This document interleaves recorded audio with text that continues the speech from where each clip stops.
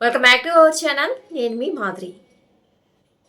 జనాలు ఎప్పుడూ కూడా ఎవరైతే వాళ్ళకి మంచి సలహాలు ఇస్తారో అలాంటి వాళ్ళు వాళ్ళ శత్రువులు అని భావిస్తూ ఉంటారు.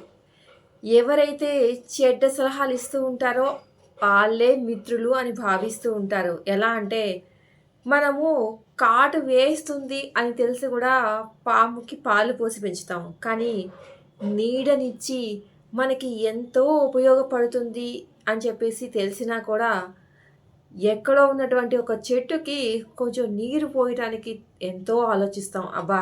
రోజు దీనికి నీళ్లు పోసి పెంచాలా? ఇదేమన్నా మన చెట్టా?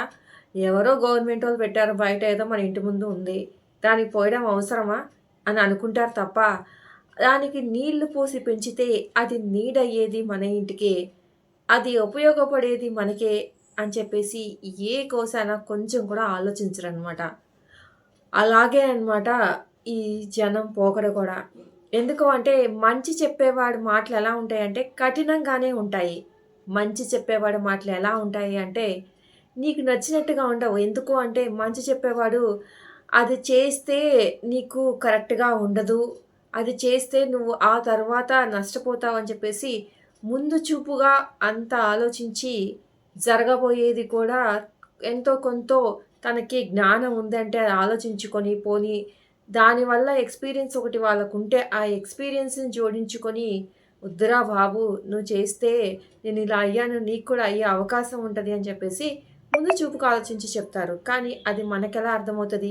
వీడు బాగుపడలేదు, మనం కూడా బాగుపడకూడదని ఇలాంటి సలహా ఇస్తున్నాడు అని చెప్పేసి అనుకుంటాం. అంతేకానీ మనల్ని అలాంటి ప్రమాదంలో బయటపడేయకుండా చూస్తున్నాడురా వీడు అని చెప్పేసి అనుకో. కనీసము ఇతను మంచివాడు కదా, మంచి సలహానే ఇస్తాడు అనేది కూడా ఆలోచించము.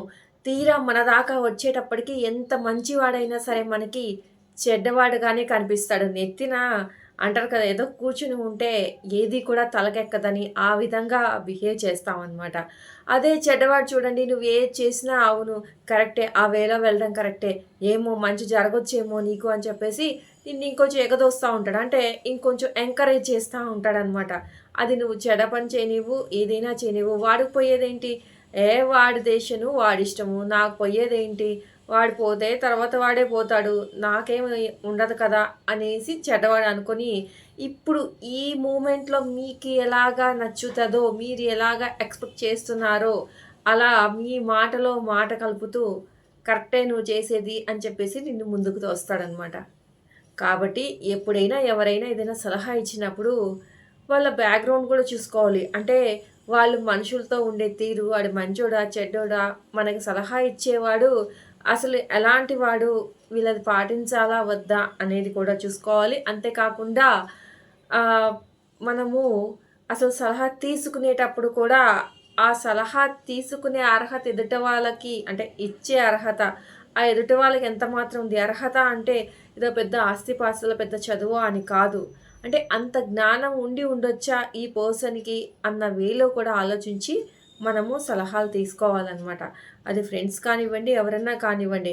అంటే ఎప్పుడు సలహాలు తీసుకుంటామంటే మనకి ష్యూర్ ఉంటది. 80% 90% ష్యూర్ ఉన్న ఆ 10% ఎంతో కొంత కొంచెం సలహా తీసుకోవాలని కొంతమందికి అనిపిస్తది కొన్ని సిట్యుయేషన్‌లో.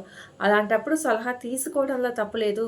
బట్ సలహా తీసుకున్నప్పుడు వాడు వద్దు అని చెప్పినప్పుడు, వాడు మంచివాడు అయినప్పుడు కొంచెం వాడి మాట వినటం కూడా నేర్చుకోవాలి. క్లారిటీ అనమాట. అంటే ఇచ్చే సలహా ఇచ్చేవాడు ఎలాంటి వాడు అనే దాన్ని బట్టి కూడా మనం దాన్ని పాటించాలా, పాటించకూడదా అనేది కూడా ఆధారపడి ఉంటదనమాట.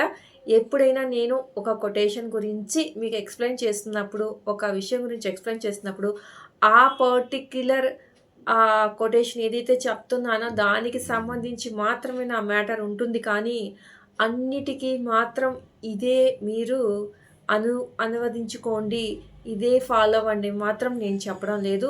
నచ్చితే ఫాలో అవ్వండి, నచ్చకపోతే ఫాలో అవ్వకండి. బట్ కానీ ఈ పర్టిక్యులర్ మ్యాటర్ వరకు మాత్రమే నేను చెప్పే మ్యాటర్ ఆధారపడి ఉంటది. ఓకేనా? ఇదండి ఈరోజు వీడియో. వీడియో కనుక నచ్చితే లైక్ చేయడం మర్చిపోద్దు. మరిన్ని ఇలాంటి వీడియోస్ కోసం వెంటనే ఛానల్ సబ్స్క్రైబ్ చేసుకొని పక్కనే ఉన్న బెల్ ఐకాన్ కూడా ప్రెస్ చేయండి. అప్పుడే నేను పెట్టే డైలీ నోటిఫికేషన్స్ మీ దాకా వచ్చేస్తాయి.